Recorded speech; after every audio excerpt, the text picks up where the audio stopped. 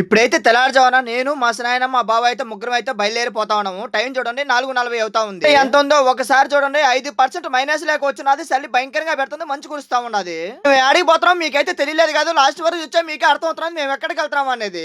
జీరా airport కి అయితే పోతా ఉన్నాము. అక్కడ ఆ రూట్ లో చూడండి ఇక్కడ లొకేషన్ చాలా అంటే చాలా బాగుంది. ఏదో ఒక బిల్డింగ్ ఉందో చూశారు కదా. అది ఫస్ట్ టైం నేను చూడడం అక్కడ ఉండేది. బావ మా స్నేహితుడు అయితే పార్కింగ్ చేసి పైన కిందకి అయితే నడుచుకుంటా పోతాం ఎయిర్‌పోర్ట్ లోపలికి. అయితే వస్తున్నాడు అని చెప్పి మేమైతే ఎయిర్‌పోర్ట్ లోకి అయితే వచ్చాము. మా తమ్ముడు కోసం 4:30కి అయితే వచ్చింది ఫ్లైట్ అని చెప్పి తొందరగా మేమైతే వెళ్ళాము. లాస్ట్ లో చూడండి ఏం జరిగిందో.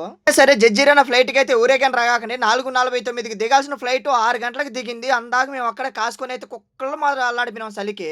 అయితే చూడండి ఎంత మంది మొత్తం మన తెలుగు వాళ్ళే. లాస్ట్ కి అయితే ఇప్పుడైతే వస్తున్నారు. వచ్చే మూవీలో నేనైతే వీడియో తీస్తున్నాను. అక్కడ చూడండి లాస్ట్ లో వస్తున్నాడు మా తమ్ముడు.